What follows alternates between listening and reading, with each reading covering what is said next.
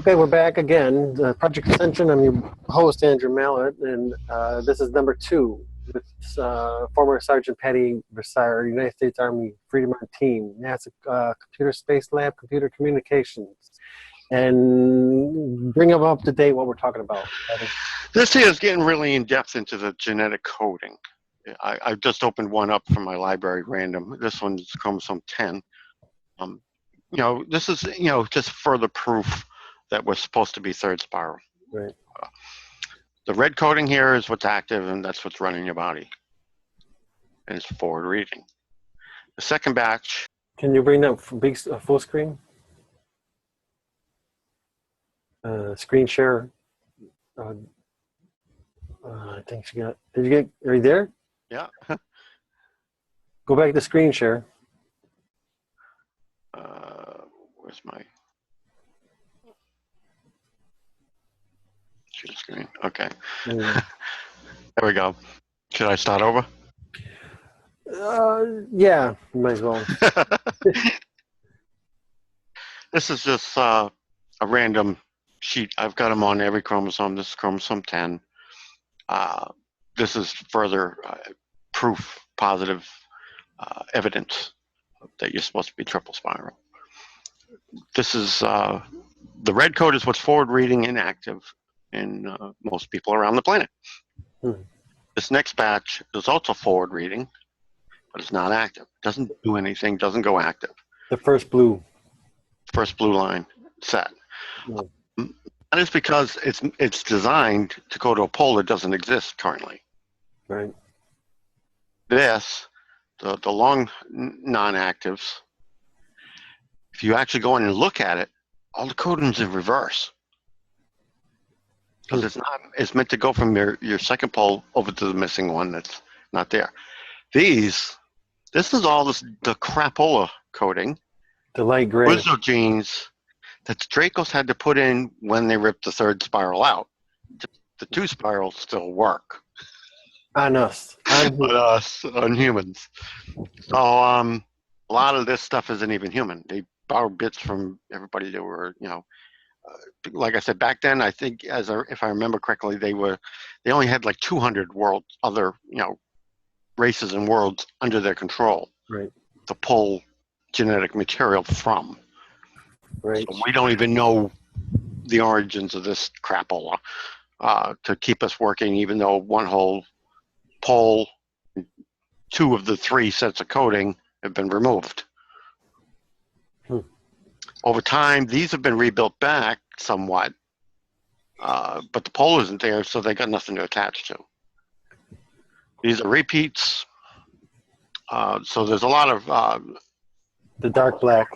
Yeah, these are statistical repeats throughout all the human genome. So, I mean, when we had triple spiral, we actually had, from the looks of things, we had backup. So that even if, say, cosmic rays or whatever, managed to damage some of your coding, at every level you had a backup. Right. To do a complete fix. This is another issue. This is genetic variations. Now, they have a library that the New World Order keeps. Where is it? On everybody, they've got like control groups where they monitor around the entire planet. It's up the top here.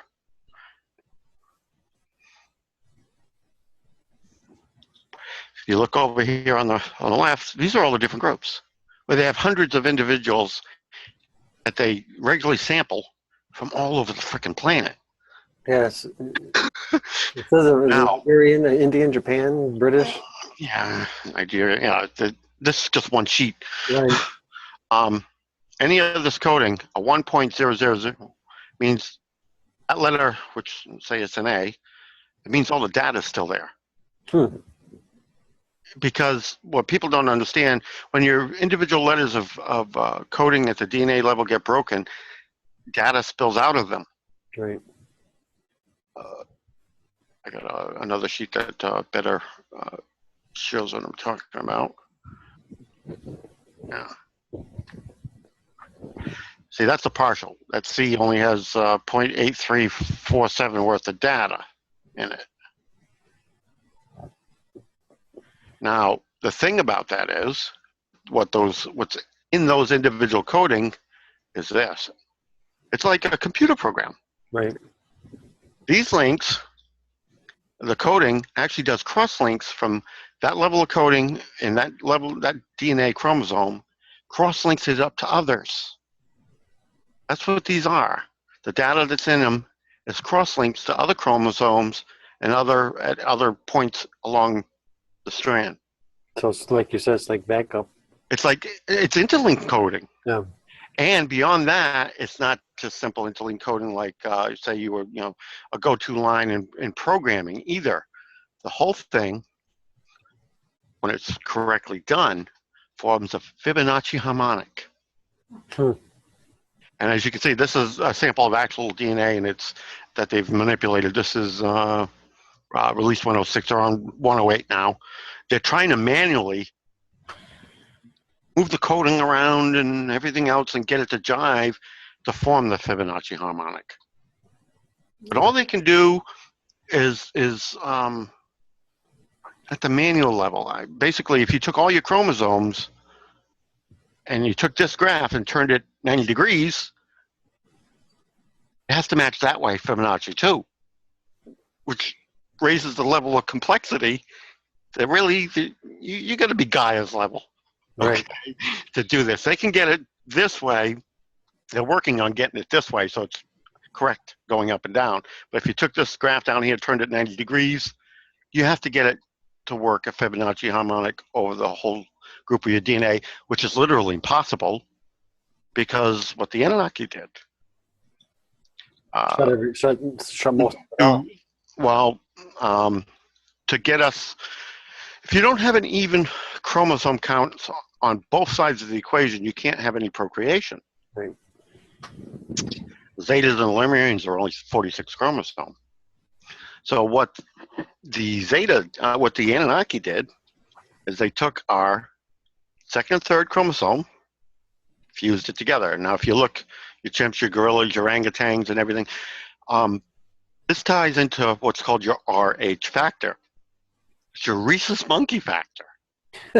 This ties into your blood because the great apes are the birth mothers of humanity. Your mitochondrial DNA in the females, the origin of all that is the great apes in Gaia and the ancient elves. That was a protection mechanism to prevent anybody from doing the crap they did to us after getting the doing a chemical workaround to get rid of the RH factor. Now, for people that are just coming on board, explain Gaia and explain the elves a little bit. Okay, going back to Gaia's a member of the first classroom world that Eve had, which wasn't here in the Milky Way. Right, Earth.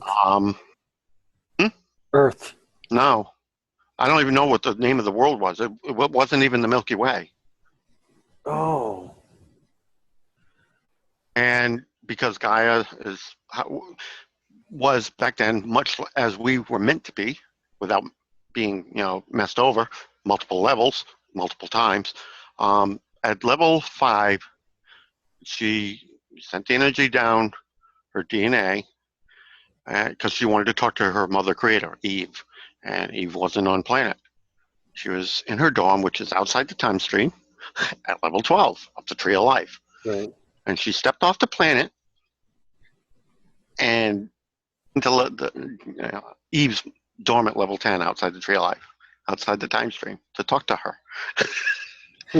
That tripped every alarm there is on these classroom worlds, and the folks who ran that galaxy wiped that planet clean.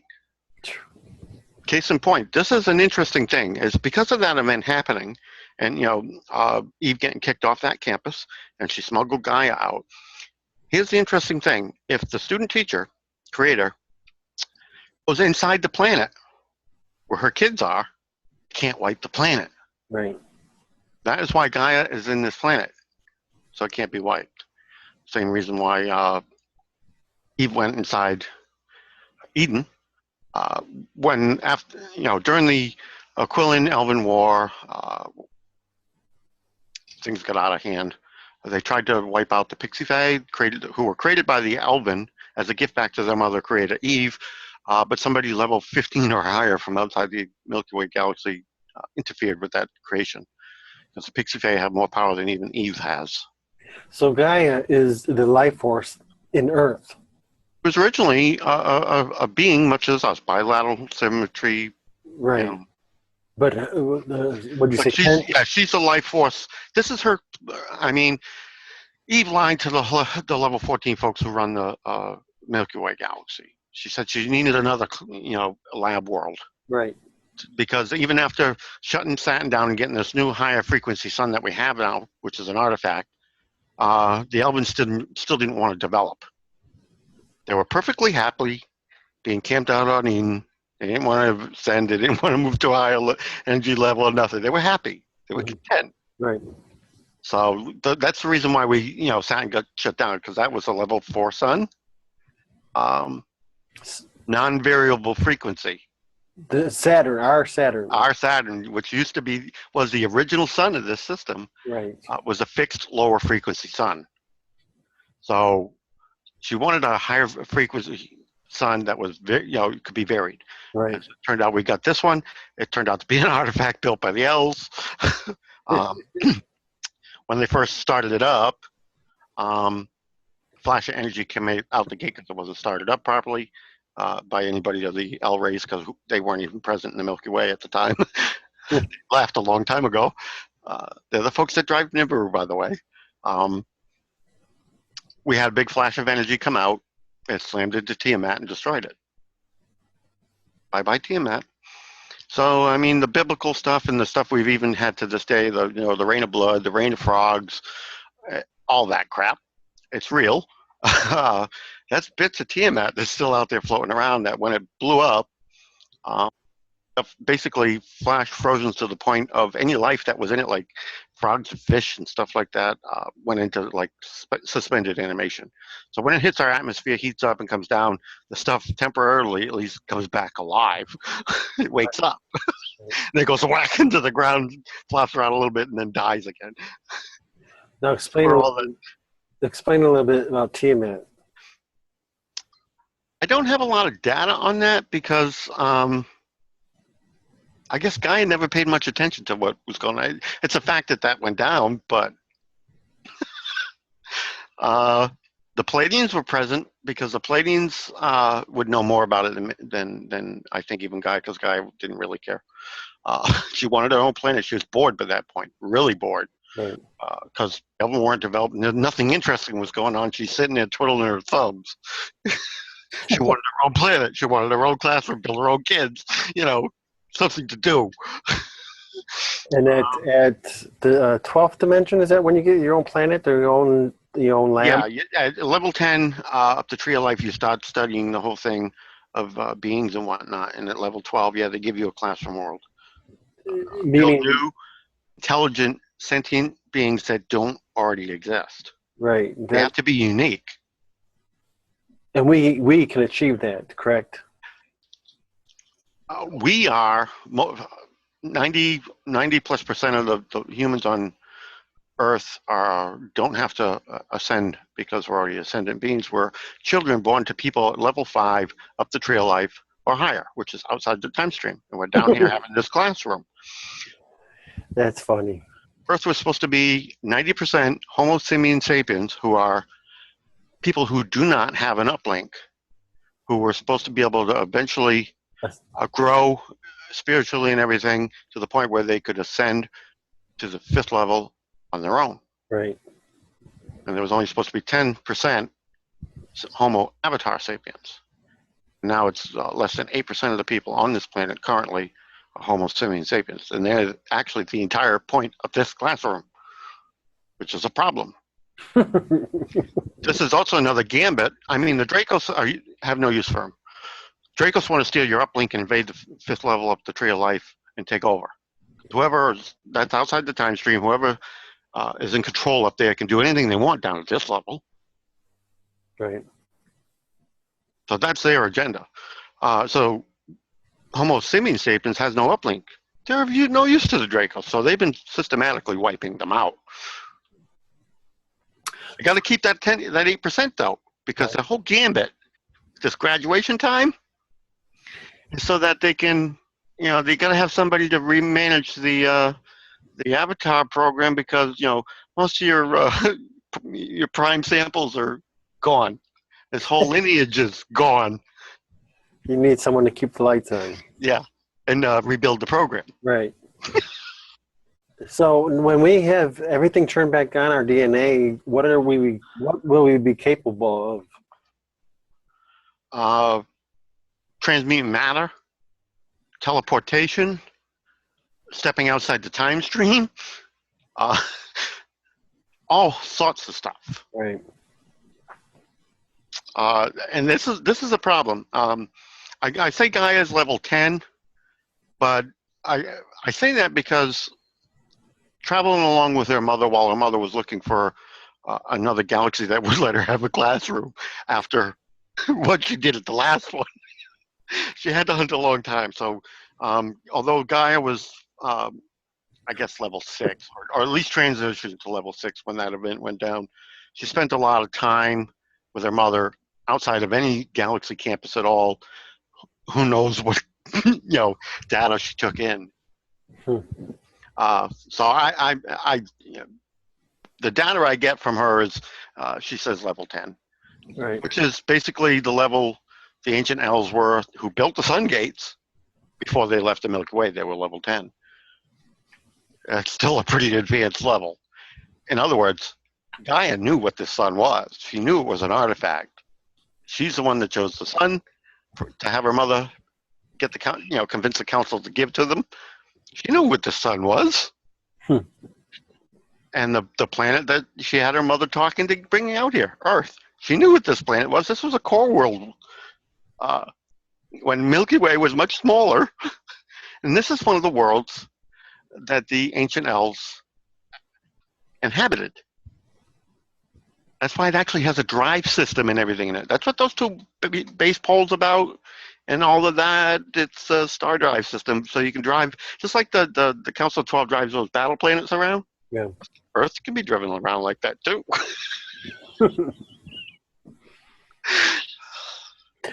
So the Palladians are the sole providers of starseed to Eve to make the Elven race. So it's not that the Palladians look like the elves look like the Palladians, because they come from Palladians on the male side of the equation. Right. Are the elves? Are those the big guys?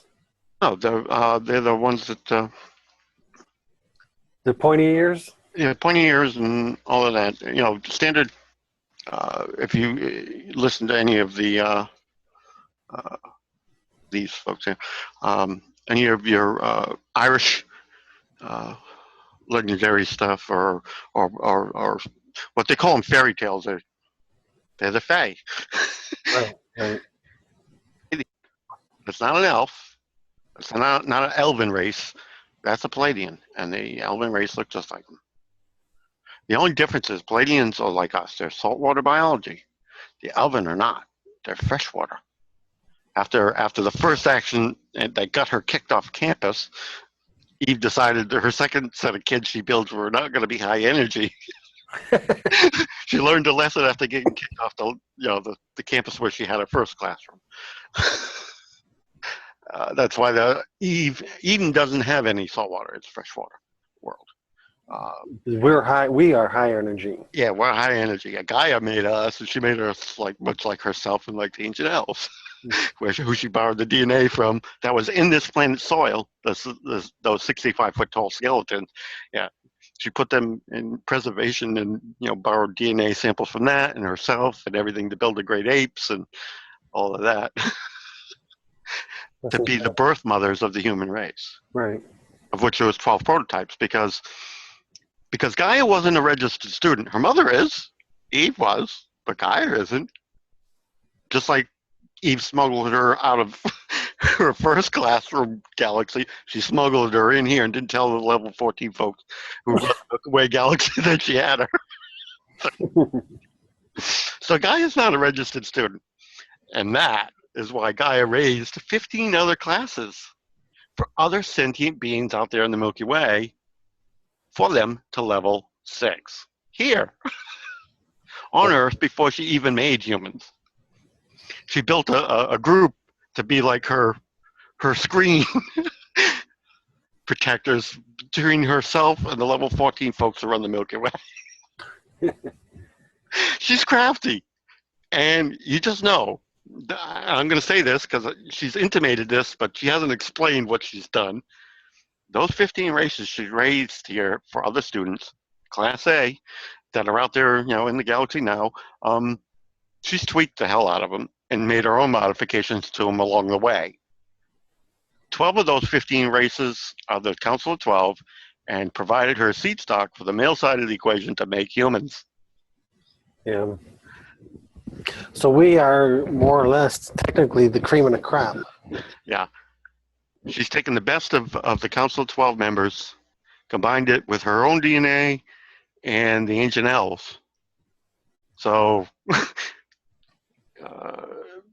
humans are like the super being program designed by Gaia. So what do our other ET family members say about us because we are so emotional? We do knee-jerk reactions and stuff. Well, that's probably part and parcel of a lot of the manipulation that's been done on humans by the Dracos, by the Anunnaki, by the Zetas. You know what I mean? Right. This is not how we were meant to be, and if they didn't screw with us at the DNA level since way back, we would not be like this. Right. So that's the reptilian brain taking over when you're on a bus and you want to not. They set goals for what they want to do. What the ramifications of those goals are on the beings they're using to do it, they don't really give a shit. Yeah. They do not care. So Anunnaki ain't no better. We're tools to them. That's it. The same way. The problem is the Council of 12, when Gaia needed somebody to run the Avatar program here on planet, the Dracos were squatters here. They said use the Dracos. Even though the Council of 12 was warned by elder races from outside the Milky Way that the Dracos were a problem long before humans were ever built. It was that they were a problem that, the folks who, rule at the planetary level here in the Milky Way needed to get under control pretty quick before they got out of hand, because the Dracos are persona non grata in every other galaxy. They're killed on sight. And the Council of 12 told Gaia, use the Dracos to run our Avatar program. They're, like you said, they killed on sight everywhere else, right? Yeah. The only people on planet that have authority over the Dracos are, because most, that whole trick that the Dracos did with starting the Aquilin Elven War that got Eden put in quarantine created a paradox, and that's the original split of the timeline. But the whole key to that was getting most of all our on-planet oversight removed, so the Dracos could play the game, manipulate us. But because the Dracos gave the Aquilins a priestess of humanity from our original future, that caused them to come back through the Sun Gate system, back through time, thinking the Elven were us who couldn't help them. That's what started that whole war. That's what created the paradox. I mean, because the whole priestess and the whole workup of humanity as we were originally supposed to be, the minute they got Eden put in quarantine, we didn't exist to give the whole priestess presentation to the Quillen to start the war. You know what I mean? That's a major paradox issue. Right.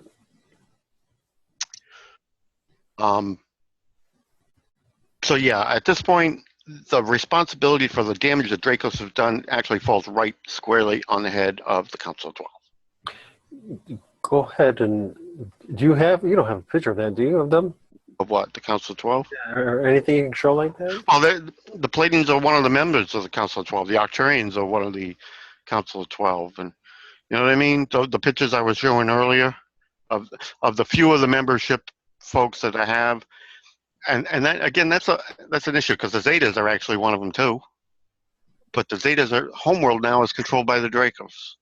So they're like a major security leak in the Council of 12. Alpha Centauri is one of them, but the Arcturians run the Council of 12. They're like the head leaders. Between the Arcturians and the Pleiadians, they have the best weapons and defensive technologies in the Milky Way at this time. Even though the Council of 5 is actually the Galactic Cops, as far as abilities, the Arcturians and the Pleiadians are even way beyond the Council of 5, who are the cops. They're the bad guys. These are the big bruisers, the Arcturians and the Pleiadians. Like I said, Pleiadians were here giving seed stock to Mother Eve to make the Elven race. Picked a fight with them. But those two are positive, right? Yeah. The Martians picked a fight with the Pleiadians. Okay. They were here giving seed stock to Eve to make the Elven race, and the Martians picked a fight with them. And Pleiadians took weapons the size of the Empire State Building and thrashed the shit out of Mars. Mars looks like it does. When you say Martians, now who is that? I've got very few pictures. They've, like I said, they used a Merkaba and a dial system to jump off Mars and landed on Lemuria, who is sort of in this space, but another level higher than Earth. It's almost like a parallel, but a higher energy level. They landed there, built a new Merkaba system, and corrupted the shit out of the Lemurians. And when they activated it, the Merkaba system, it exploded, fractured the space-time continuum. Martian and Lemurians fell to Atlantis, started a new civilization. I have one skull from Mars, so I got it with the rover, of an original Martian. Before they interbred with the Lemurians, which pretty much changed a lot of what they look like.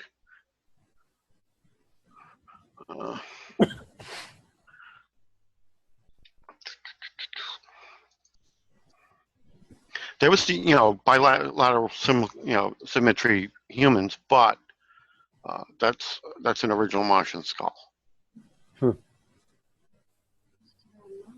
whole jaw assembly was different. That bottom, is that the huge jaw like that on the bottom, or what is that? It's kind of hard to make out. They had much. This is a lot beefier than our jaw is. It stuck out more. They had massive muscles on the sides. I don't know what the hell they were eating that required that much strength, jaw strength. Clamped down. They had to have muscles like a bulldog. Yeah. On their jaw. Because that's like a massive anchor bone. Something to take that kind of stress, yeah. But like I said, by the time they ended up here on Atlantis, they had been interbreeding with the Lemurians. So the non-corrupted, and that's your Hebrews. The folks that did the trek, they're genetically half Lemurian, half Martian. The Hebrews. Yeah. The Lemurians that did not get involved at all with the Lemurians, they went off separate. They had camped out under Mount Shasta. A whole city civilization under there. The Martians who retained their disagreeable natures are your Muslims. They started the whole Muslim religion using the first two pharaohs as created by the Anunnaki as the god and goddess of it. It's completely fake, completely false. Right. With the approach of, you're going to believe what I tell you to believe or I'll kill you. And then to this day, as bad as that is, there's a group that's camped out at the south end of Mars, but just as bad today as they were back when they picked a fight with the Palladians. As I understand, it's only the northern tribes of Martians that humans actually have dealings with, because the southern batch of Martians, you just can't deal with them at all, at all. You show up, they'll get in a fight with you, just like they were back when the Palladians came up and they picked a fight with them. That got their whole planet trashed. So they're still a low dimension. Yep. Low frequency. Yeah. And the problem is they got way too much mental knowledge of technology. That they're really, really belligerent. If this was Star Trek, think of the Martians like the Klingons, right? Or the Romulans, more like the Romulans, I guess. That's why you see the Obama's Michelle walking around wearing Romulan style clothing. Even we got pictures of that. It's that mentality. No. We're superior to you, and we're going to do what we want, and if you don't like it, too bad. We'll kill you. Only the Palladians are one of the two really badasses of the Milky Way. So when they picked a fight with the Palladians took nuclear weapons the size of the Empire State Building, trashed Mars. Wow. Completely. I mean, it blew their atmosphere off and everything. I mean, you don't pick a fight with people like the Palladians. They are peaceful people, but... How long ago was that? Well, on that timeline, Palladians were here to provide seed stock to Eve to make the Elven race. And right. the Elven race is way the hell older than us. Because Eve had already had the Elven race for quite a long time before Gaia got really, really bored. And then, bringing in the second son to try and kick the Elven race into high gear and development. When that didn't work, they, brought in Earth. Eve gave it to Gaia to make her own classroom. Get out of my hair. Because it took a while on Lemuria for the Martians to totally screw over the Lemurian race, corrupt them, and build new screwed up pyramids like the Martians had on Mars, who, by the way, were ruled by Ares, who back in the Greek days is one of the gods that was screwing around here, because his planet was already toast by then. And his offspring, his kids, Martians were here with, the Lemurians when they came ashore and everything. Prior to them coming ashore, when you had the whole Greek civilization, and they worshipped all these gods. Right. They considered them to be gods, in a manner of speaking, insofar as humans knew at that point in time they might as well have been. But are they actually gods? No, they're more like Gaia. And Gaia, she's our goddess creator, but is she a god? No. And she won't play that game. You know what I mean? Deceit. She knows, when it comes to things, all things human, yeah, she's in charge, and has to say. But does she use those ability and powers over other students of other teachers? No. Somebody went through the gate system. Let me get this out of the way again. Back in 2000 to the Lemurian homeworld. Here it is. They call it Mystaria, and it's fully occupied. When the Lemurians and Martians blew up their whole system and they fell through the crack in the space-time continuum that landed on what we call Atlantis and founded new civilization there. This world went empty, so everybody and his brothers moved in there. So, I mean, we can't even send the Lemurians home. Their world is fully populated by other beings, other races. Yeah. So I mean, what do you do with them?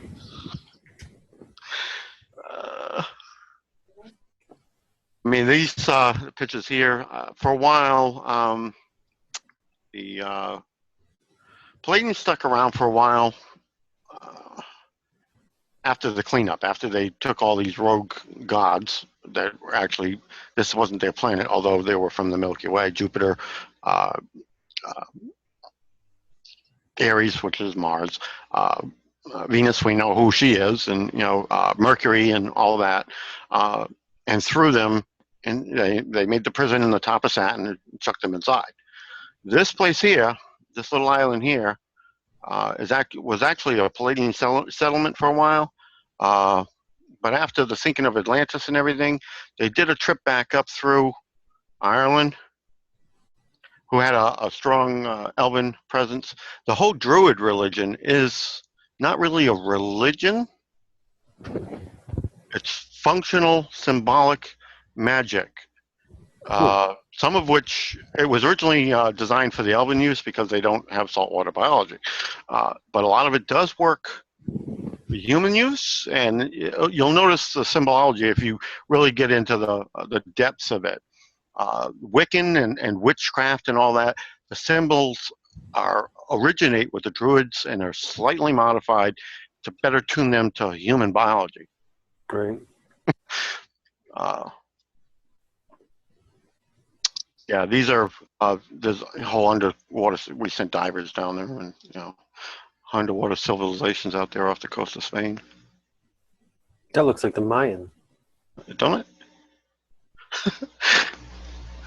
But that's where the Palladians were camped out. And these are some of our original pyramids that didn't get destroyed. Oh. These were not built by the Martian Lemurian Anunnaki. Now, who are the ones that built the pyramids off the coast of Cuba? That's what I mean. Those were built by the Martians. Oh. And solely. That's what I mean. They're screwed up. They're just as screwed up that caused the fracture of the space-time continuum when they built them on Lemuria. Huh. And beyond that, because we already had an original network around the planet of pyramids that were built into the ground, not above the ground. That was our original, part of our original shield. When they blew up Atlantis, the feedback from that triple, it had a big three-sided in the middle and three smaller ones off of it. It actually caused most of our original pyramids to blow up from the inside out. Crashed it. Is that like even why the pyramid in Giza broke from the inside too, correct? No. Oh, I thought that's... They're all intact. No, I mean, it literally blew them apart. Oh, okay, okay. The point where there's only like the third of the bottom left. There's no hieroglyphics or anything on our original ones. Right. This Palladian site, which is underwater, this is if you zoom way back, you see they set up their own set of pyramids to form like a shielded, domed over protective sort of thing there. That was where they were camped out when they were, cleaning the gods off. It looks. What is it? Like 15 of them there? Yeah, there's a whole circle of them. And if you do the star system, Oh, it lines right up. Yeah. Lines right up.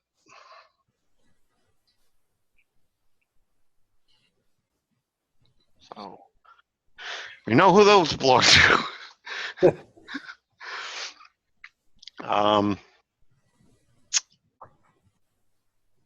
So yeah, they had to build a new one because when the Martian Lemurians came ashore and they found the Anunnaki here, they said, "Oh crap." That's all we need is another bully on the block, right? We already got our asses kicked once. We don't want to stay here. So they built Asbury Circle, which is actually a Merkaba gate dial. Of course, they found out after building it that there's no active Merkaba anymore. So if you look, all the ones they built, there's a 100-mile wide swath around the entire planet where all the stuff they built went. Hmm.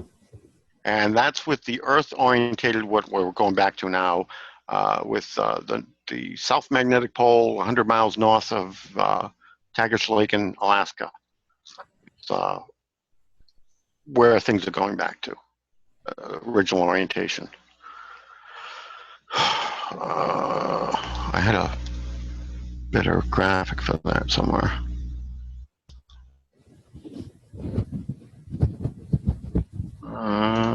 Where is it? I'm still in the process of trying to, organize some of this stuff. Right.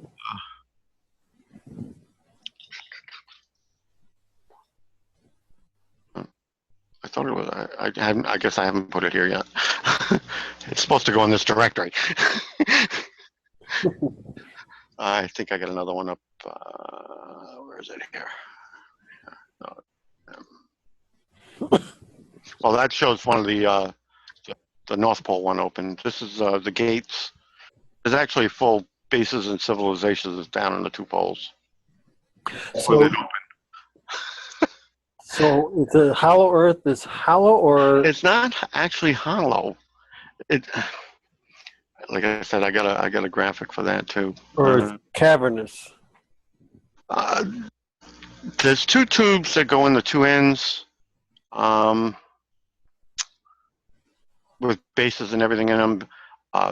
They run off a thermal power system from the molten core, Mm-hmm.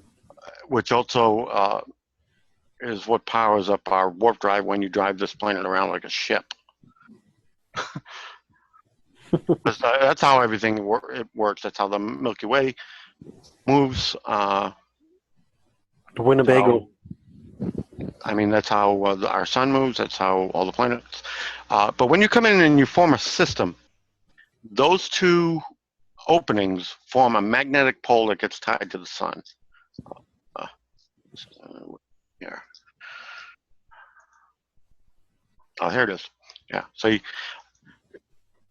this is the ring. It's 100 miles north of Tagish Lake in Alaska. That's the original South Magnetic Pole. This is the original tilt pole, which is half of what it is now. Is what it used to be. So the weather was a lot milder. Right.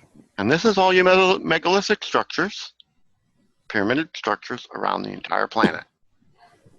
It's a 100-mile swath with the original South Magnetic Pole right bang in the middle of it. Well, and with it like that, these poles weren't closed over with ice. right. That's something the Dracos did deliberately to shut down the energy influx going into the ley lines. If you look at the Milky Way actual, and you look at the offset of the spin of your DNA, it's all the same angle.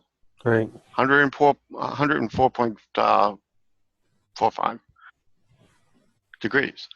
You look at the shape of a warp drive field. The same thing. Same thing. That's how we move. That's how everything moves. It's tapping the hydrogen energy frequency. Now, the reason why there's so much energy came out when they improperly started up our sun here, you got to understand, as the Milky Way travels, just like Earth has the electromagnetic shield that takes in all the impact energy of everything it runs into as it's going along, Right. And channels it into the pole.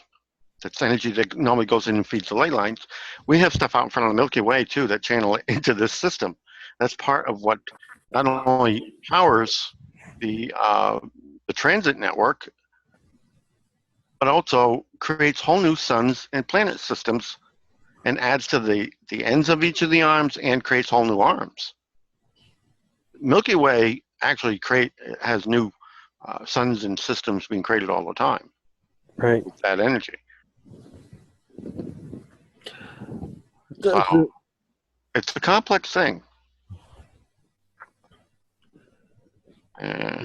that's amazing.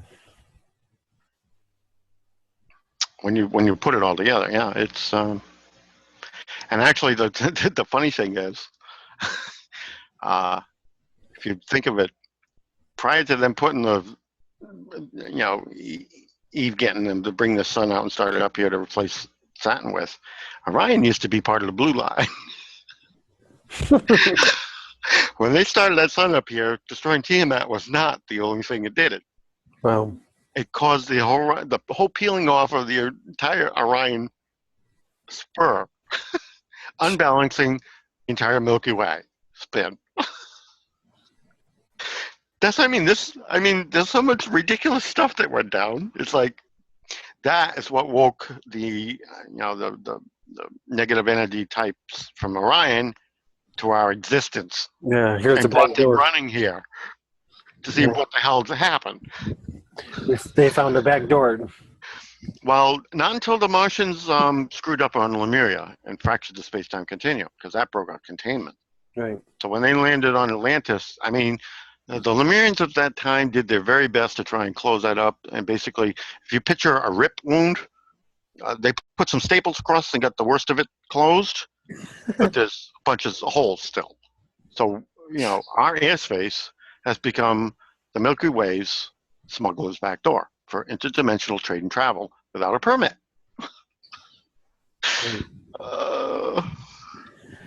Got them everywhere.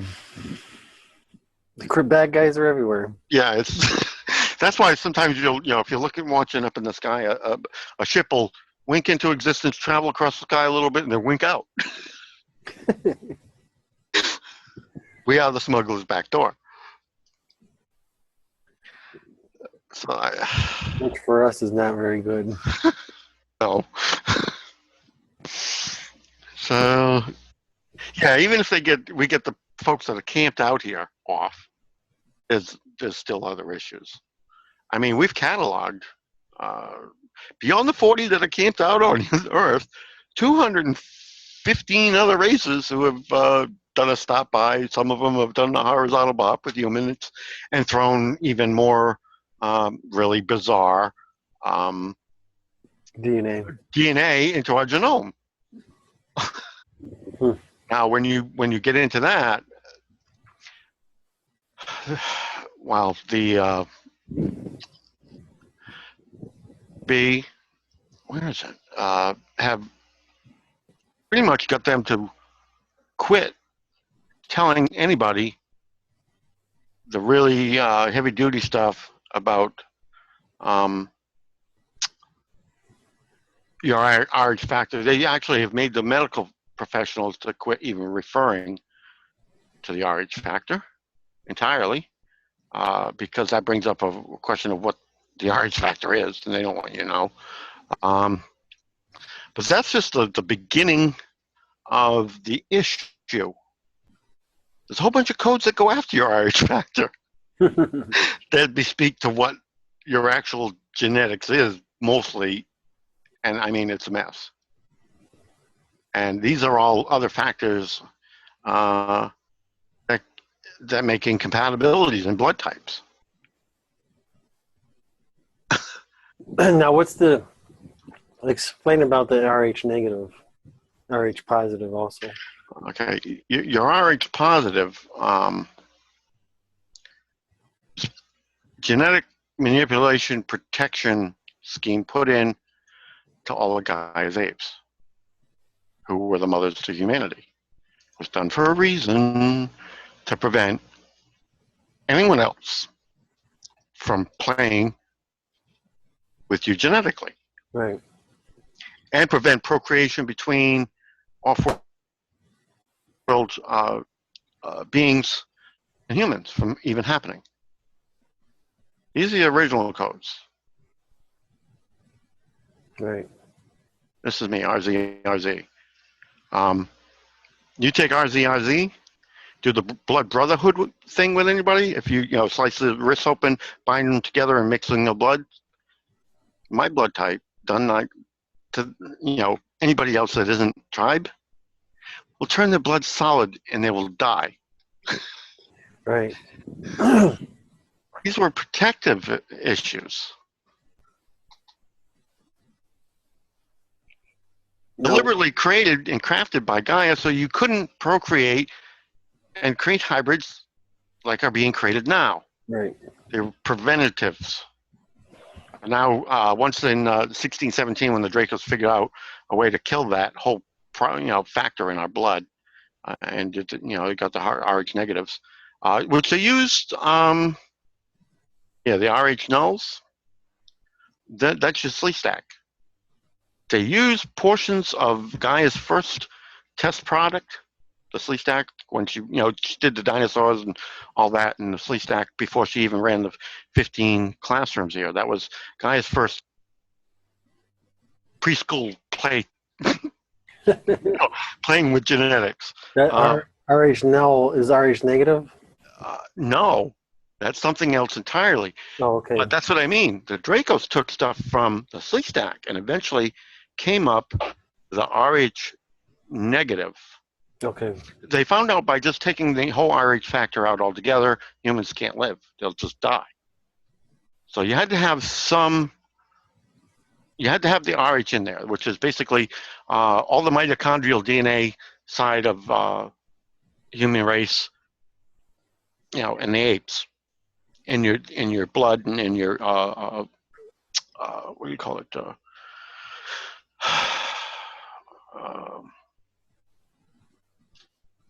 Marrow, in the bone marrow of your body, which creates your red and white blood cells and all that, all your protective stuff.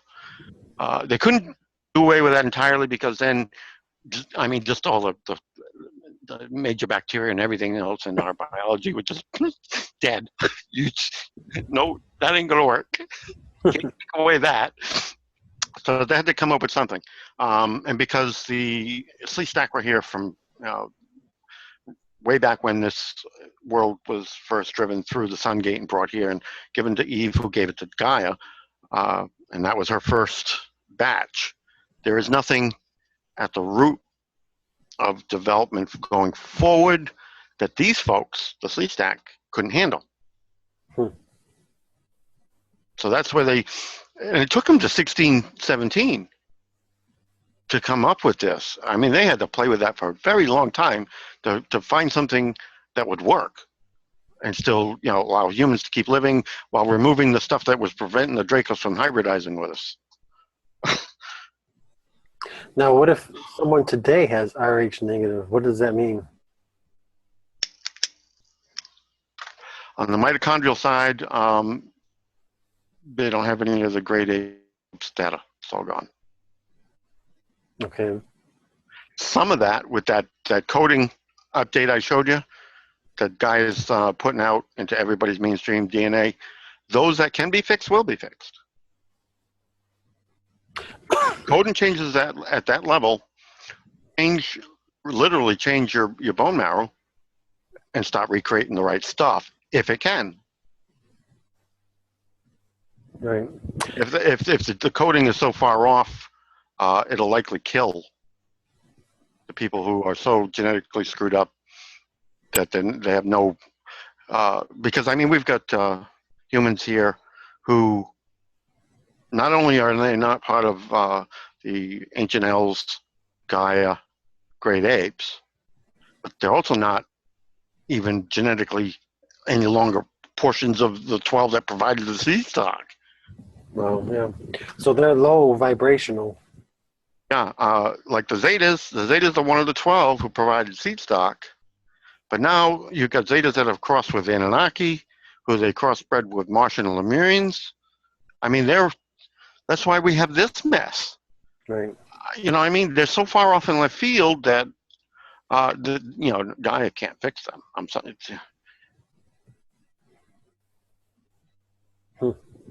So what the end result of that coding she's putting out into everybody now does to them, I don't know. I really don't. That's pretty crazy. Yeah, this when you go to get your blood type, it's not just enough to know you're O positive or AB negative or A positive or B positive or B negative. No, you need the whole coding that goes after it to really understand what you are. Right, right. And they don't give this stuff out willingly. They don't give this data to you willingly. But these are the originals that were not meant to. These are the original tribes who were not meant to be breeding with the clans who were Homo, Simian, Sapiens. All your original tribes were brought out here first to be the groundskeepers, keepers of the peace, keepers of treaties and things. You know, for Earth, the tribes were not meant to interbreed with the clans. So I'm not a part of the originals then at all. I'm O. I'm O positive myself. That's what I am. That's original. That's if you got the RZ after it, that's original Native American. Okay, so I have to check on Original that. tribes. The after code for the tribe that came ashore from when Mu sunk, that they're going to have this coding after their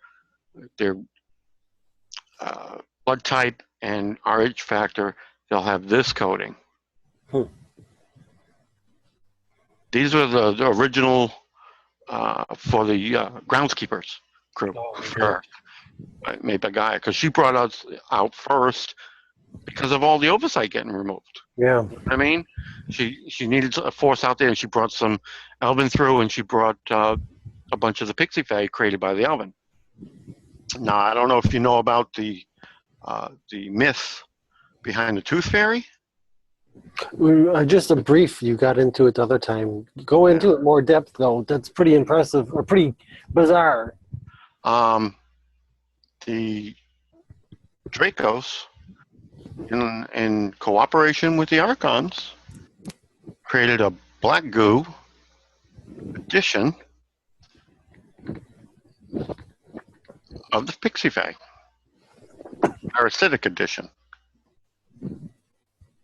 Yeah.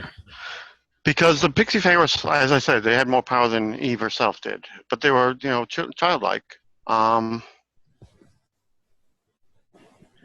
But these were black goo, nanotech, and they were smaller. Here's a sample of one. This is a real Pixie Fay, and these are what they call the Tooth Fairy.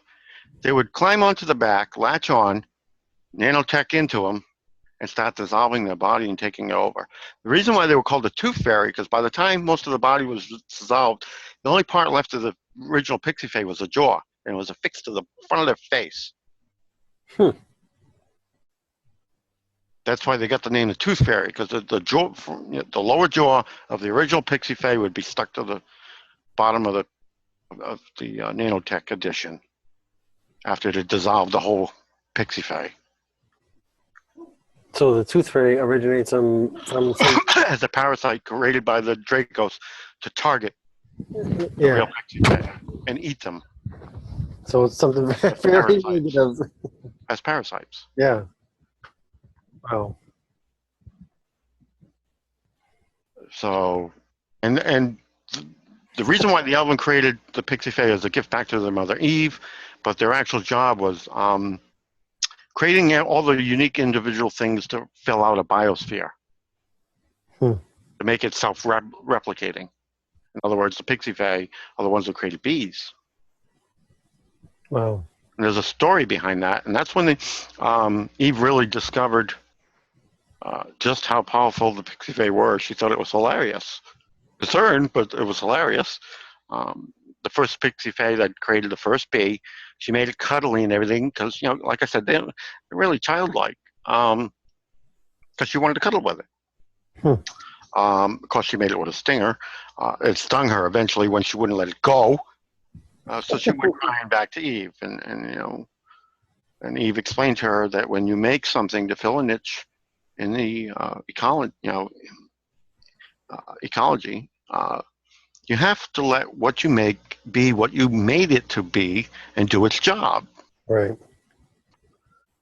That's why bees are so improbable. The bumblebees, they're big, furry, they got little wings, and you say, how does this thing even fly?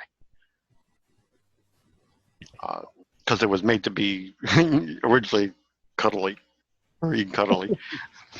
But they don't use their wings for flying, right? They, what do you call it? It's anti-gravity. Yeah. They create a harmonic. The wings are just to maneuver. Yeah. And people who don't understand, there's an actual Pixie Fay. the only picture we know of that exists of an actual Pixie Fay. And it's been taken apart to be Yeah. verified. They did a full investigation into this because they actually took this picture to have it appraised at the Antiques Roadshow and everything. And the value has been placed on this photo is so high it's pathetic. It's been authenticated 6 ways from Sunday. It's the only known picture of an actual Pixie Fay we have. And I think I actually seen that episode of the Roadshow. Yeah. She had a whole bunch of other pictures, and I didn't even bother saving them because they're not real. But and yeah, her grandmother told her how they crafted them. But just so you understand, his original cave drawing of Pixie Fay done by tribes, been there for 150,000 years. Is that a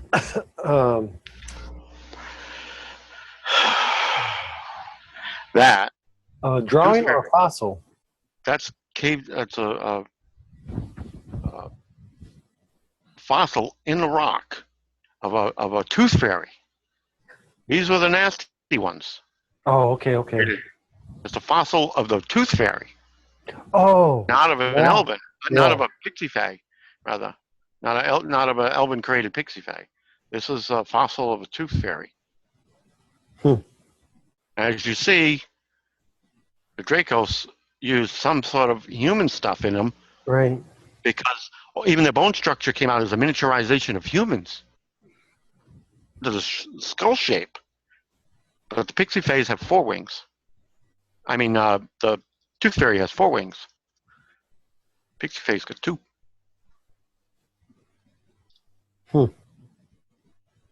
Because the Pixie Fays only use their wings to maneuver. Right. The Tooth Fairy uses it for flight like a dragonfly. That's the major difference. These do it just, have an energy field around them. They can. The Tooth Fairy can't teleport. These can. That's funny. And those are still around, right? This was taken. Was it 1940 something? It's hard to see them anymore. They keep very well hidden. And everybody talks about the mermaids and everything being fake, and that's humans who had a Pixie Fay on them. They got during the Quillian Elven War. They got hit with mutagenic. Right. That's what created the mer people. And there's one alive one up on a rock, sunbathing in the middle of the ocean. This shot was taken by a helicopter. And they've found remains and everything, and you get things like this where these folks in Men in Black and the biosuits come up and they grab that stuff and it disappears. Why don't they want anybody knowing about that? It's just so hard to comprehend anymore. Okay, how do you explain where they came from? Yeah, but I mean how do you explain dragons? Right. We've got proof of them. That's come out now. They couldn't hide these. But they're not under. But what I'm trying to say is I can't understand. We're coming up on end time and the new beginning. It's like worthless to even hide this stuff anymore. Yeah, I know. But that's what I mean. That's why the Vatican's going through all this crap they're going through now. They're trying to weed through, tell certain stuff without telling everything that shows them up to be the fraud that they are.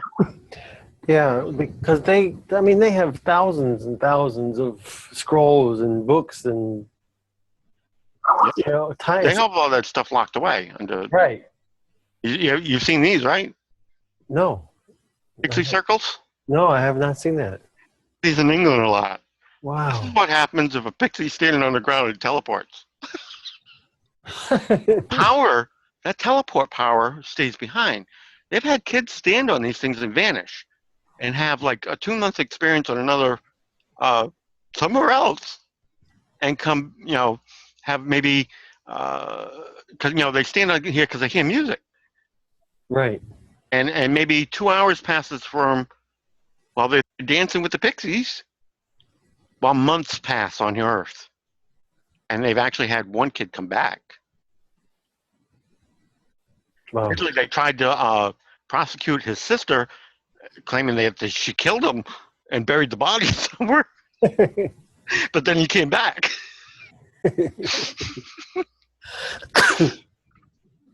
I heard of it, but I the fairy circles and stuff like that, but I never seen anything like that. The problem is because when they built the pyramids, the way they built them, it actually distorted the whole ley line system of the Earth. Right.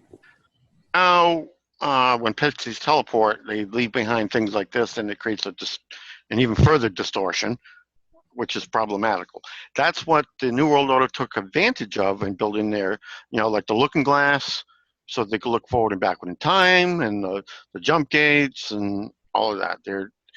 It's capitalizing on the side issue of how the ley line system got distorted by building the pyramids and stuff the way they did. Well, but the original Merkaba system, which is why that Asbury Circle in England is where it is, and why the pyramids and stuff ended up where they are. They're right on the ley lines, right? Martians trying to create a duplicate of the system they had on Mars.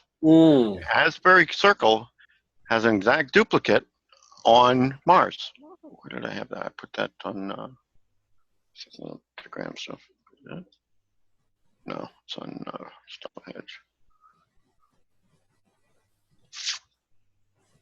The original Stonehenge had a lot of crystal poles. The only reason we could find out where they were supposed to go is by doing a LiDAR of Stonehenge to figure out what was there. Because the residue is still down there, and when you hit it with LiDAR, it still fluoresces up and things of that nature. Where we can get this is what it looks like when you hit Stonehenge with LiDAR. You can see it's still an major energy portal pouring out of there. That's Stonehenge. Stonehenge, when you read it with LiDAR. Now, what's LiDAR? So it's sort of like radar, but it's for scanning the ground, finding stuff that's under the surface, and energy. Right. Okay. Relics and artifacts and things. That's what happens if you scan Stonehenge with it. Now, there was another site down in Georgia, which in the forest there, that they won't let anybody go in. Not even university professors and stuff can go in there. So we actually did a LiDAR scan of that too, and we found there's a whole Mayan temple in there. Really? Yeah. Here's what I wanted to look like. Here's an overlay of the Asbury Circle and the Cydonia crater of Mars. It is an exact match. Wow. Exact match. So, like, even the Sphinx-sided pyramid. Wow. Yep. So this is how it was back and then, because the water level was different, and the water powered it, that dial. And they had to steal the crystal posts from Stonehenge. You see, there's actually several of them. When they were prepping to building Stonehenge, this is 2 kilometers east.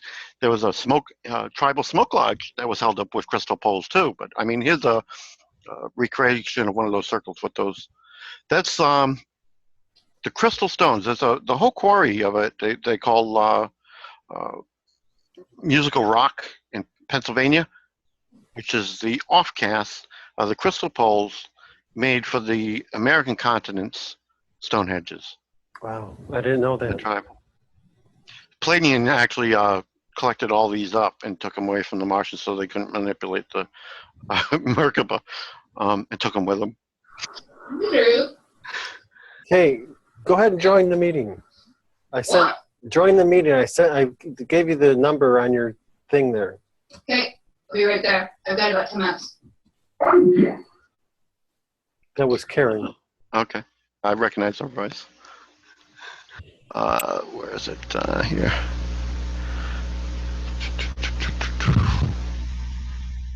It's Mhm. amazing. Might not be in this folder. Yeah, there is a full regeneration of all the things that were in. There's a lot of complex math involved. If you start at the center of a properly made Stonehenge, this is the core of Earth. This is the molten.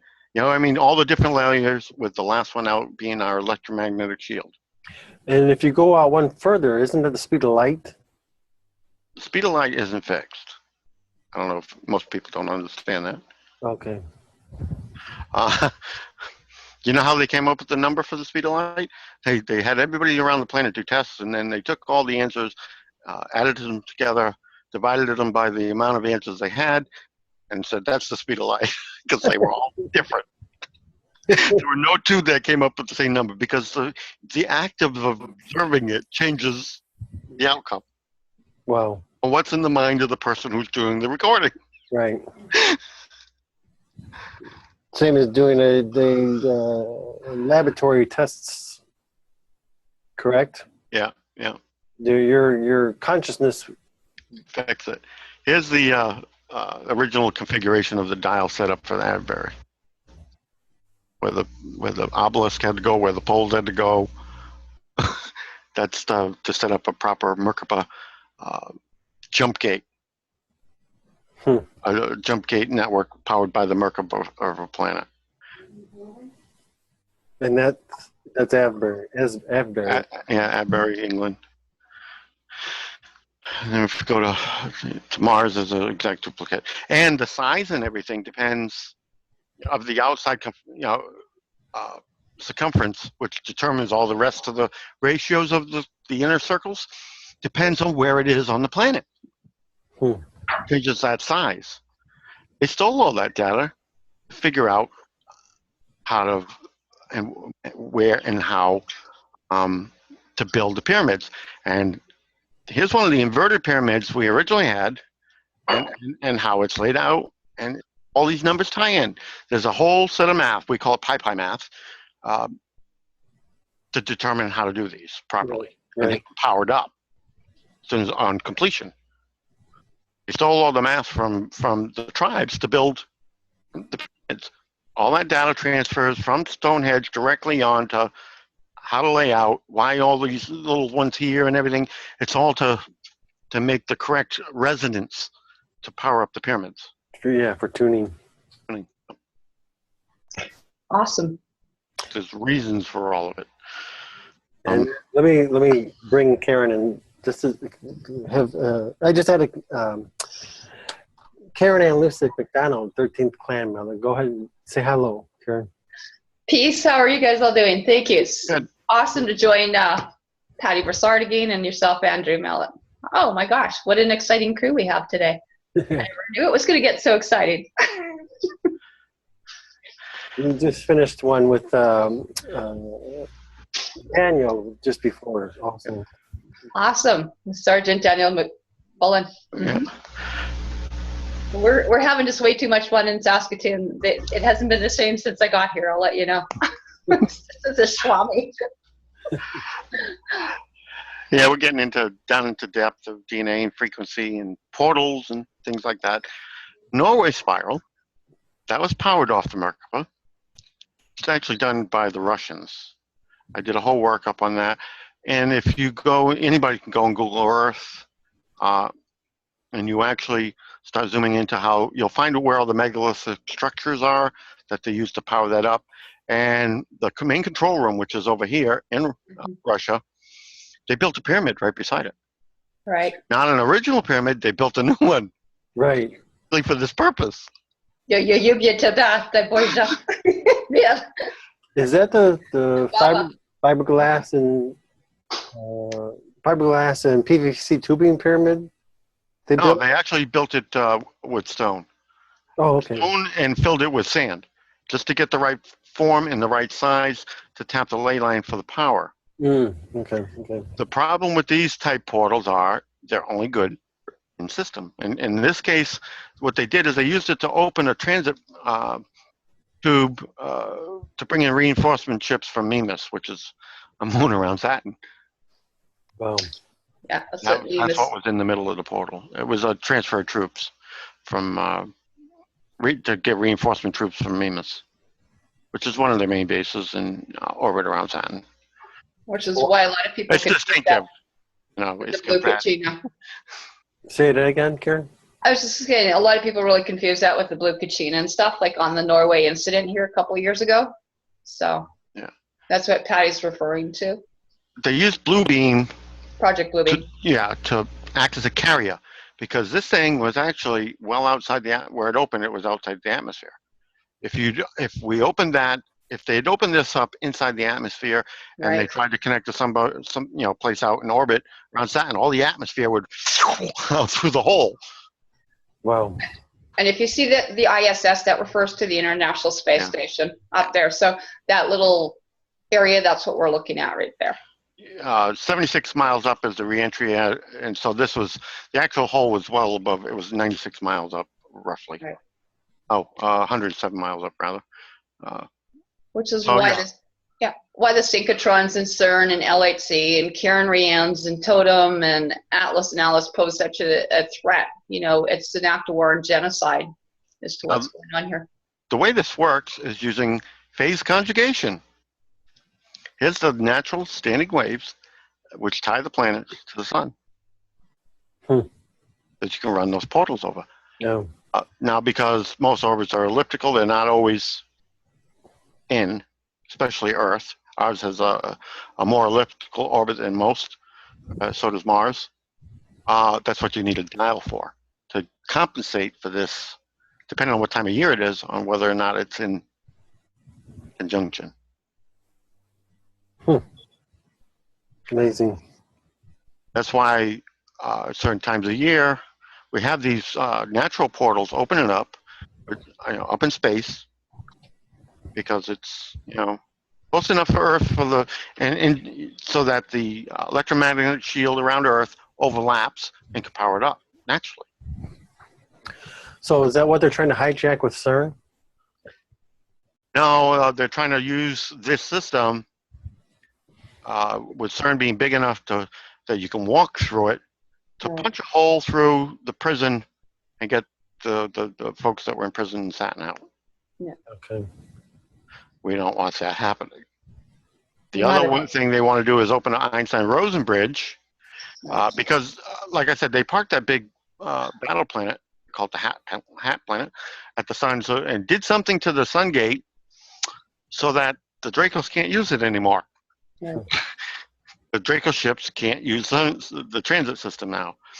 So what they want to do is something like this and open a wormhole all the way back to the Draco's home system so it can bring in reinforcements. Right. So yeah, plus when you take the Brookhaven stuff that they got, they're using these smaller jump gates to go backwards and forwards in time, to go parallel Earths. It's these things, which is much like what's in Stargate. But these are, again, there's grains of truth in everything. Do these go into other planets and everything in the Milky Way now? These things you can only jump Sol system. That's it. Only jump what?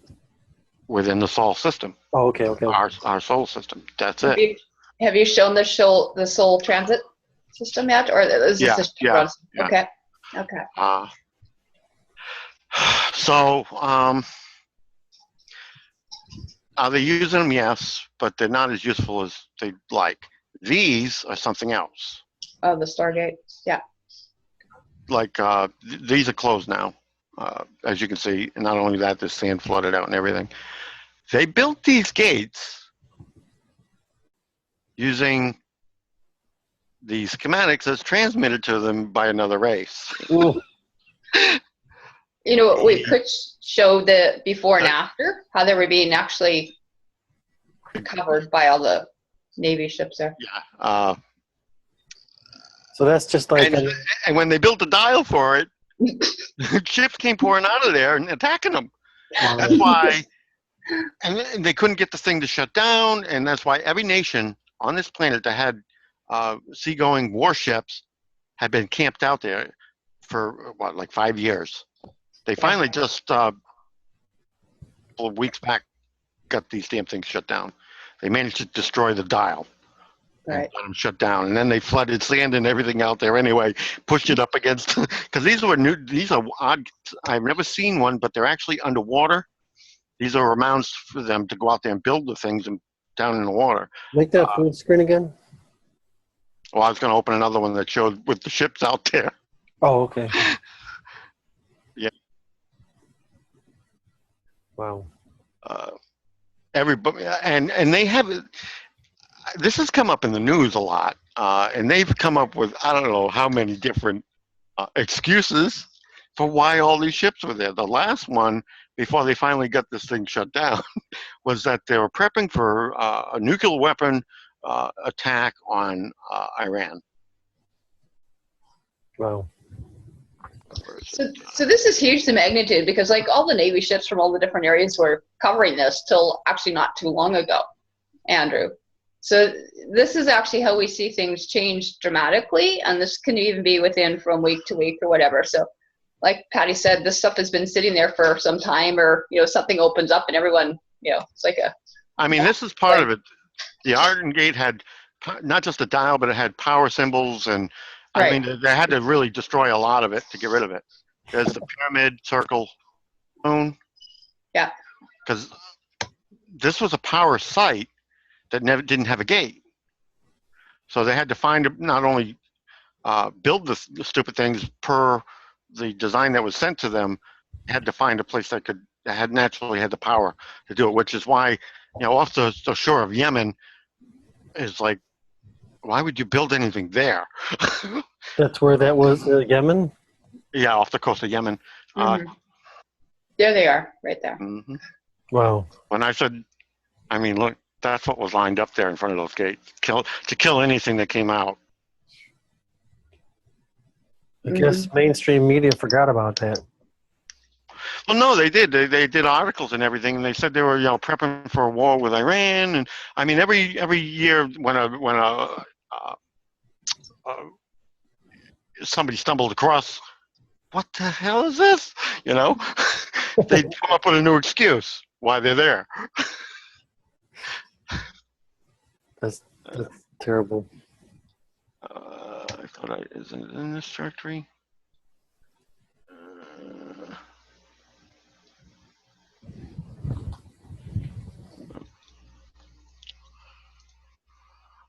That was the Arden dial. It was huge. And this is a direct overlay of a response that was sent back in reply to what we put on the Voyager spacecraft. On the gold disc? Here's what they put in a crop circle as a reply, and that's what they built into the dial. Wow. This is a screen capture of the crop circle that they sent the ship here, put in the grass up in England, and so that's what you need to digital code, unlike any other gate dial we've ever seen. Isn't that amazing? So yeah, when they started coming out of there and attacking everything in sight, it's like, oh shit. It's amazing. I mean, see? Now you see the difference. They've not only just, got the gate shut down, they took sand from the land, I don't know, got all kinds of water and washed and filled up all the voids in front of the gates with sand and everything. So nothing, not only the gates are shut down, they're buried. Which is a trick right out of, the movie Stargate. Right. What they did is they put the gate face down and filled it up with dirt. So anything that came out, even if they got the flash out, they would suffocate underground. Yeah, so that's You can really see the scalar technology This happening is back here in on the left side, 2011. right? That's amazing. You can see the waves in the scalar tech. Well, I've actually got a screenshot of when that gate was open with the spiral over taken from Yemen too. Right. I mean, even this was different. That's what we would get when the Arden gates opened, which is totally different than what they did with the Norway. Okay. And so a lot of people are seeing all this controversial things, that we're seeing. It's been well documented on Facebook, but a lot of people don't have the understanding that with the expertise that Patty's had with numerous years, as a former sergeant with the U.S. Army and setting up in contract with NASA to the computer and space lab. This was the original one. This was in 2009 when they originally finished, and they opened it, the first one, themselves using Project Bluebeam and tested it. Because the completion of the original build of the Arden Gates was back in 2009, and that was. But again, to utilize that, they had to use Bluebeam, get it outside the atmosphere. Right. When they used it, they were using it to bring in spaceship stuff from around Saturn. So when they use it, it looked like that. But when those gates opened on their own, it's something else entirely. And I think, Andrew and Patty, that's really imperative. People are not aware or not familiar with what Project Bluebeam is. Please go look that up. I mean, this is stuff that we just talk about because we're used to it. It's a holographic projection. Look it up. Yeah, Bluebeam's a holographic projection technology, but because of what it is and the way it works and the way you can channel data, you can actually use it as a carrier wave for other technologies, which is how they're using it for the gate technologies, just as a carrier. And this is a photo of Mimas, and you know where Star Wars got the Death Star theme. Mimas is an artificial moon built with nanotech metal. It's, he had to have an insider to make that thing exactly the same. Well, like I said, I can get into a whole discussion of warp drive technology and why is the rules and regulations of building spacecraft for that show are the way they are. We've done way better than that now. Lapidus is much like the same as Mimas, except it's got a ridge all the way around. Yeah. This is actually a religious temple. Really? Yes. Look at the layout again. Lapidus is a religious temple. And it's a hexagon. It's not round. It's engraven in it. And if you look at the shadow, it's an octagon. The entire thing is not round. Mm-hmm. Which is the main difference between Ipidus and Mimas. And this is an entirely separate orbit route, and it's tilted 60 degrees out of the plane of all the other moons around Saturn. So it's completely different orbit. Right. Now, see these? You find these in Egypt all the time. Right? These little balls that are replicants. It was part of their religion. The best. Aren't those supposed to be like 50 million years old or something like that? Yeah, these are, archaeologically dug up here. They're little religious icons. The other issue is, it's not here. This is my moon stuff. See, this is what I mean. There's a lot of stuff that ties this all together. Right. Looks like the Dyson sphere. Not quite, but yeah. There was a picture that Patty had there. I don't know if you saw too. It was the Dyson sphere that sits outside the Vatican and other places as well too. Yeah. Wouldn't you love just to crack into this file, eh? I must The still have it up. whole, it's the Lenikia beyond the University of Exoplanetoids planets with Pattie. I haven't sorted it out yet. There's another one. They've actually got way beyond the X-Files. The Dracos actually have active probes, robotic probes shaped like that, and I got a picture of one skimming over the moon.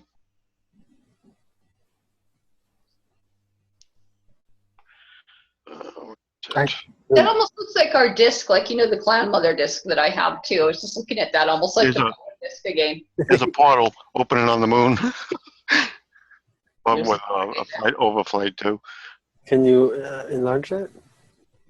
This is a jump gate being used, and somebody stepping out on the moon. So the moon can't be as airless as they talk about. The jump gate right there. And I'll have to send my thank yous and for the invitation stuff, but I'll also have to have another appointment here shortly. I've been trying to search. Really great you stopped in and said hello to everyone. I'm so glad. Yeah, thank you for the invitation. It'll be great to see this once it hits the airwaves.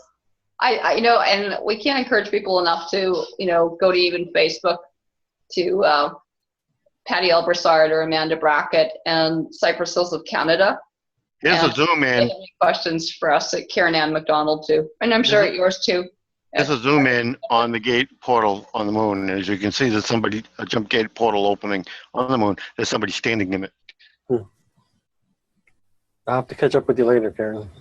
Absolutely. You guys have a wonderful evening, and it's been a pleasure as always, and enjoying it here at Project INCENSION. Thanks. Take care. Take care. Show that again. Yeah, just a minute. I'm trying to look for the probe shot I had. The Mimas looking. Where did I put it?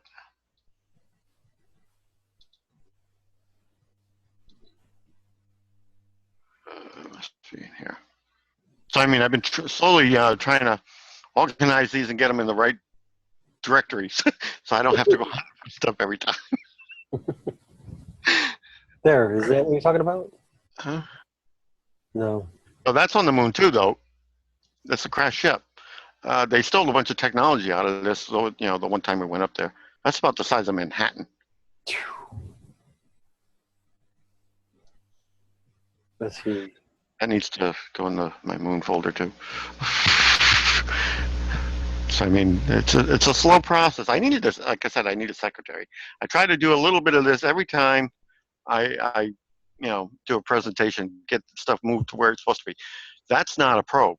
That is the reverse Dyson sphere planetoid that the Anunnaki camped out on, that they came through the black hole into our level of creation here. Now the gold on the, oh, you went too far out of the way. Oh, right there on the right now, the gold, that's the same as the one in the green on the. Yeah, that's a model in front of the Vatican, right, of the Anunnaki's planetoid, reverse Dyson sphere, built of the gold they stole from Earth. That's what they needed us as slaves for, to steal the gold to build that. Right. Now, what possible reason would that be in front of the Vatican? Because they're in league, they're in league with them. It's not just in front of the Vatican either. Well, I know. There's one at Ground Zero. There's one at United Nations. But everybody freaks out when they hear about Vatican and this, Vatican and that. They're the criminals, Look. An agenda that you and I know nothing about. Right. Exactly right. That's the biggest criminal cartel on the planet, is the Vatican. They're in league with the. Well, that's what I mean. When I talk about there's a major schism going on. Originally, the Anunnaki, the Dracos, Zionists, and the Archons and all that all used to work in conjunction with, friendly with each other. They were all one big happy family, and the G20 group are all their half-breed descendants. Right. Now, as of lately, it's been everybody everybody for themselves. And you're getting mudslung in the even in mainstream media where the fight between the Anunnaki and the Draco is getting some public. Oh, there it is. There's an active alien probe flying over the moon. Yeah, that's the one I was talking about. That's pretty crazy. Crazy cool, I mean. Yeah. So, yeah.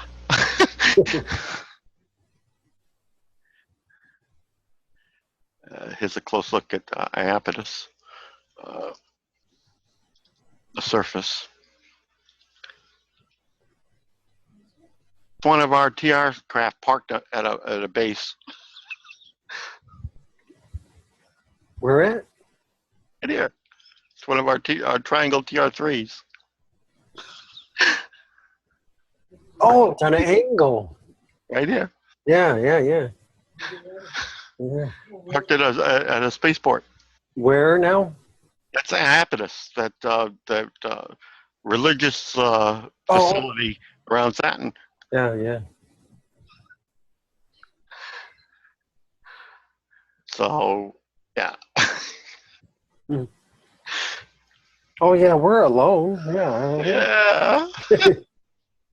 We're the only beings. Now, this is as close. They put this one in the movie, the Stargate movie. Right. This is not what's under the water, but where those 3 Arden gates are. But as I understand, this is what went down. The reason why they built those big sand mounds was because a facility similar to this is what was under down there, and these went down to feed the gate, actual gate. So I mean, everything from the program Stargate, there's grains of truth. That's what I mean. They claim they've done full disclosure. Right. What I heard is they have to do 50-50 to have our consent. Yeah. 50% truth, 50% lie. But not all of it's true. It's the same thing with Star Trek. Right. Now, when it comes to warp drives, there are some actual issues which you had to pay attention to. I don't know if I put it in this directory or not. To build it right, and they don't have it, you go with an anionic star. You can do it with no fuel. You don't need antimatter. You don't need deuterium. There's no dilithium crystals or anything required. In fact, a 12-year-old kid built one in his school lab in Texas. That's the actual. Wow. Magnetically contain plasma fusion. Wow. That's incredible. It's the field's free. And anytime you create a warp field, this is what what's around you to fuel it. And at the conjunction of the fields of your warp field, where the forward and rear one are, this is there naturally. Yeah. Everything to run your fusion. You use your bushards on the front of your nacelle to collect hydrogen and helium. You use on the sides, you use your on collectors, which you compress down magnetically until it form a plasma to kickstart your warp core. And then you draw you blend in your hydrogen and helium, and then that's enough to get your warp field up and going, at which point you have access to all this. Free fuel. Right. And I mean... And they've known us, for 70, 80, 90, 100 years? Yeah, well, you got to understand, when they first built the warp drive was what the whole Apollo program was about. How to put this stuff up in order to build a real warp drive ship in the front of the eyes of the public and not let them know. Whole issue behind, Gene Roddenberry knew all this when he did Star Trek. Here's the problem. You have a habitable zone, habitable zone, habitable zone. These other zones are non-habitable when the warp field is active.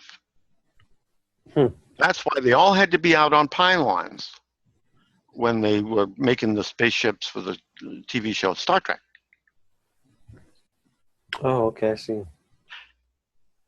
That the warp field, when created, did not overlap the habitable, portion of the ship. Why Gene Roddenberry, because a bunch when he was, looking for other ship designs and stuff, even the newer ones, there were some very strict rules on how you could design a ship for Star Trek. Inviolable, you know what I mean?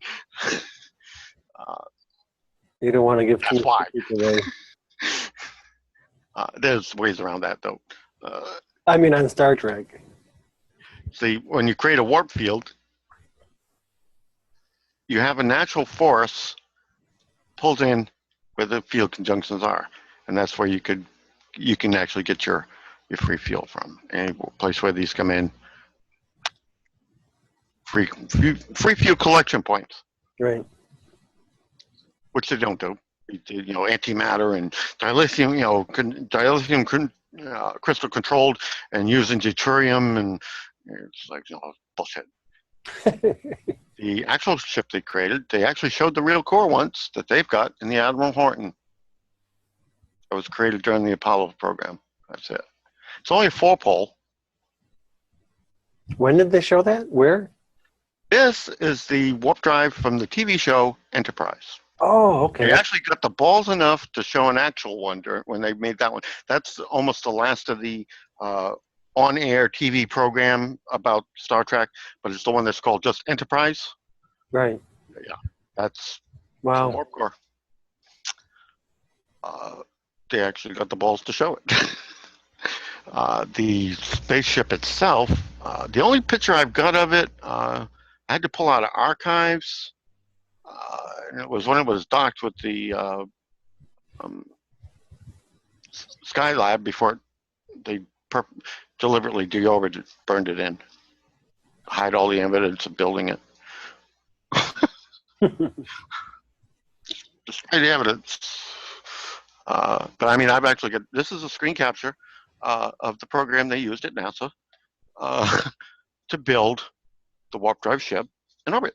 And here's all the parts from the Apollo launches that they could put up publicly, used to build it. Yeah. Now I understand what you said. The last time I didn't understand what you were saying on the left there. That's all the parts. Yeah. And these are the booster tanks. The main fuel tanks that they said they expended there in orbit. Well, guess not. They cannibalized them to build the main body of this. Huh. And there's the lunar capsules. That's what I mean. It's made out of scrap metal. Essentially, the actual ship is. But yet they build it right in front of our faces without telling us. Yeah. This is the actual ship, and it lost its deflector shield. As you see, it's all torn up here, big rip here, big rip here. Stuff came through and plowed through the hull. Yeah, well. They didn't build it right. It's scrap metal. It's called the Admiral Horton. Here it is.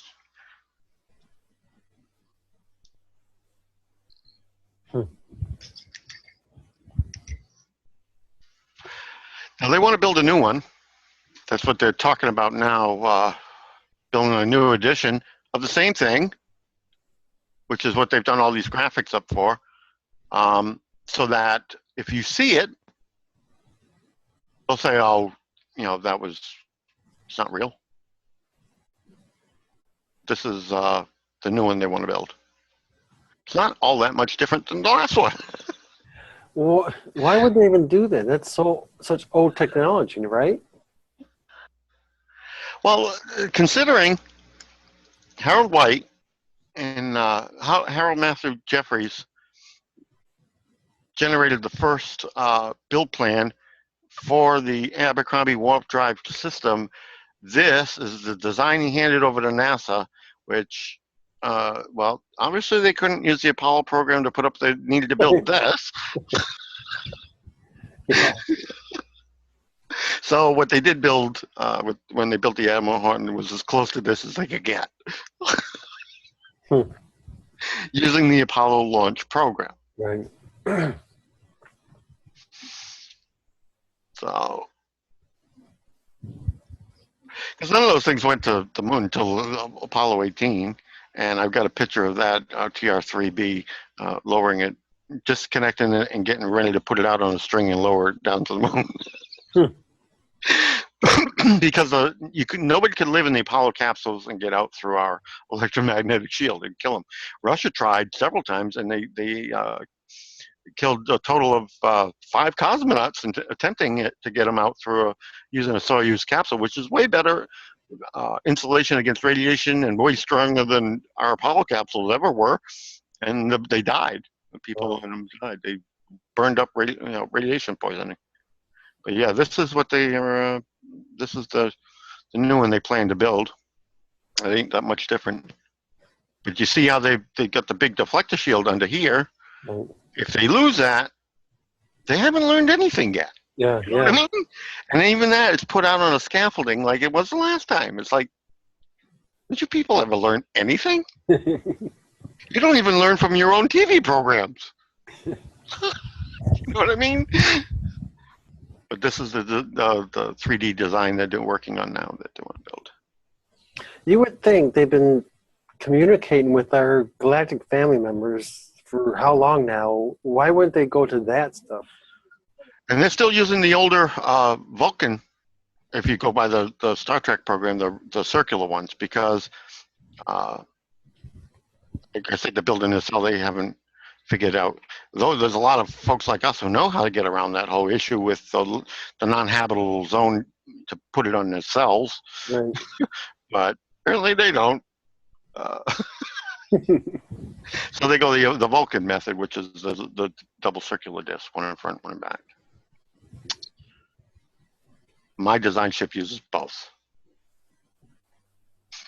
That's only because the more, not only does my ship use 2 rings like this, it's also got 2 nacelles on either side. Because basically, what it comes down to is the more conjunctions of warp fields you have, the more points on your hull you can pull in the free fuel. Right. That way, not only do you have enough to power your warp drive and drive and all that, you have enough to with plasma-based weapons. I am not a nice person. This is what the Chinese want to build. This is their design they want to. I mean, it only gets worse. Right.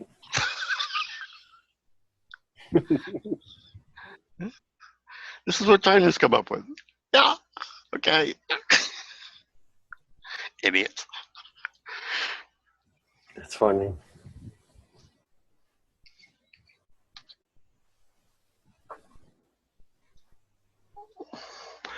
Is it in this? No, I think I removed it already.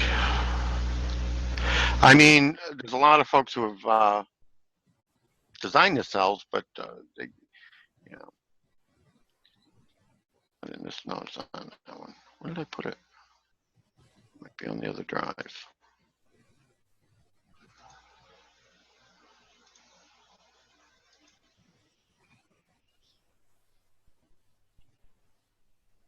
Drives and parts. I mean, they've come up with a lot of, as you can see, they've come up with a lot of different drive types already. And these are people who have nothing to do with the secret space program who have already worked this all out. And designed a whole lot better drives than anything the secret space program is using. So what are they more or less doing is just using NASA as a money laundering? It's to hide this real space program. And NASA's got the TR-3Bs, which we settled Mars with in 1947. Right. And then they, with the Roswell bit, they got this technology, the magnetic system. But of course, that you have to have big, honking, large, spinning globes of mercury. Right. To work. More, toxic shit.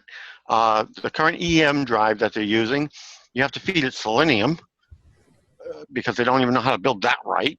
The first prototype was done by Japan. The what do they call that? Begins with an A. I want to say Aquarius, not Aquarius, but they've got it on display. They deliberately built an EM drive wrong. Why would they do that? Nobody else would play around with it. They proved it didn't work.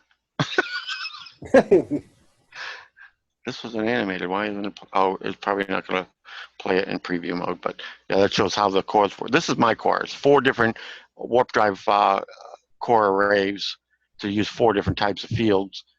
One of them, if you run it in reverse, instead of running all one way, one of them runs reverse, and then you can tuck your whole nacelle up against the hull. Does away with that whole problem. Or if you go really big, you need to do, because this is how most of them do it, is 2. I do it as 4. But Right. these aren't cheap to make, though. The materials are buku expensive. They are available here on Earth. Did they for that one you just showed? Is that like quasi crystals type of metallic? No, it's special metals, and what it is, because again, everything comes down to frequency. Right. When you throw plasma at it, it causes it. That's why it's got to be a specific conformation and everything else to cause a resonating field. Right. When you throw the energy at it, not melting it. That's why I've come up with my own designs, triple cores. Where would that metal be aimed at? The plasma also has to be done in a phased, conjugated approach. Right. Released at it to create the right field. The two pictures before when you showed the actual material, of course, they're so blurry you can't read them when I blow them up. Where did he get that material? Or what is the material that actually even? I mean, you can't read it. Otherwise, I'd read it off to you. Some of these are the ones who actually have gone so far as to actually figure out the materials and everything else. Of course, I have the actual PDFs. I'll have to send them to you that I rated from NASA that have all that data in it anyway. Where